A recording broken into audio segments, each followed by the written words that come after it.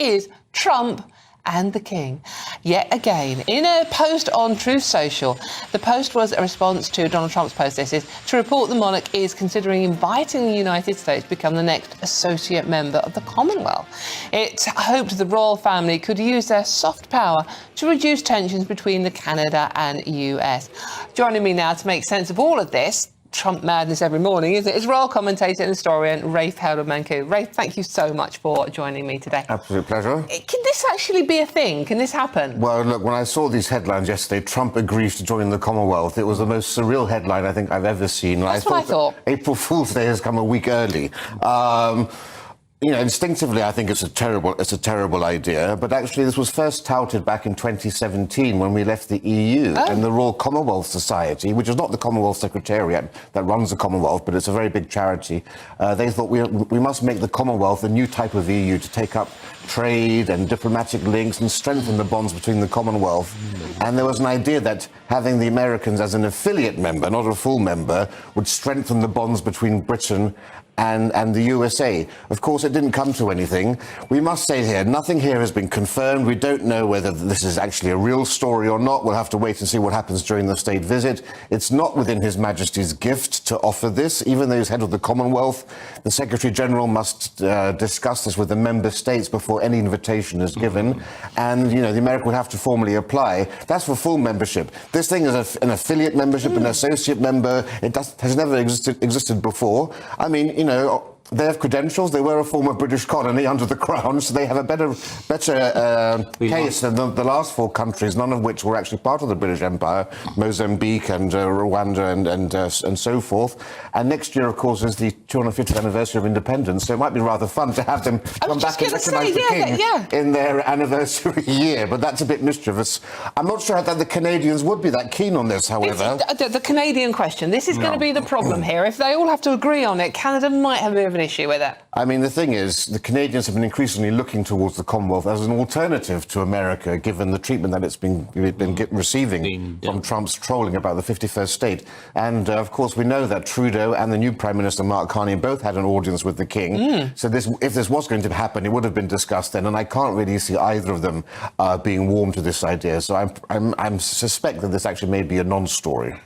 Oh, how very dare you. It's a proper story we're talking about. Neil, what do you make of it? Well, good idea for America to join the Commonwealth? I mean, there's no doubt that, you know, our ace card with President Trump is the royal family. And so, therefore, but I think we've got to be very careful. And when I went into Canada, in those days, it was the Queen's head. And when I saw the Queen's head on the dollar, I thought, well, I'm closer to home now. So whether Trump would go as far as to put the King's head on the American dollar would be an interesting one, would it not? So I think, you know, I mean, the whole thing is interesting. But like you said, I think it needs clarification. And I think with President Trump, you know, I think King Charles and our monarchy is probably the best cards we have. And he just loves our royal family. And so there is no telling, because you see, I mean, Dawn, we were talking privately just now, you know, one morning Trump says this and the next morning Trump says that, and then the following morning he says something different. So I'm fascinated to see where this one goes, but I wouldn't rule it out. And like I said, you know, the fact that perhaps we can claim back the taxes that they owe us, you know, from the time when they seceded from our what was, you know, the throne in those days. So I'm fascinated by this. What do you make of it, Matthew? Well, there's an unprecedented fracture, isn't there, in the relationship between America and Canada, and well, not just Canada and its Western allies. And the scenes that have played out in the last couple of months, I think even those of us who are horrified at the prospect of a second Trump presidency would not have predicted.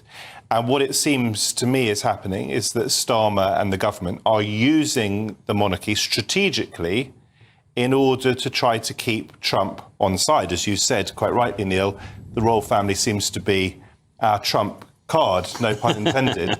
And some might say, well, the royal family should be outside of politics. But of course, we've used state visits to flatter world leaders decade after decade after decade. So it's just the extent of how the royal family is being used at the moment, I think, that is different. And what it reminds us of is that the President of the United States suffers, it seems, from an undiagnosed but extreme version of narcissistic personality disorder, where it is incumbent on us to try to flatter him as some sort of man-child. Yeah, but the Commonwealth isn't in the King's gift. No. It's not in Britain's gift, and you mustn't confuse. That's right, because all the members of the Commonwealth would have to agree. 56 independent member states. Yeah. Look, China is actually attacking the Commonwealth in many ways. It forced Barbados to become a republic without a referendum. So Nigel Farage is very keen on America joining it to be a bulwark against the Chinese. But I think America's history, its culture, its style, its way of doing things is not the Commonwealth style, definitely not the Commonwealth realm style.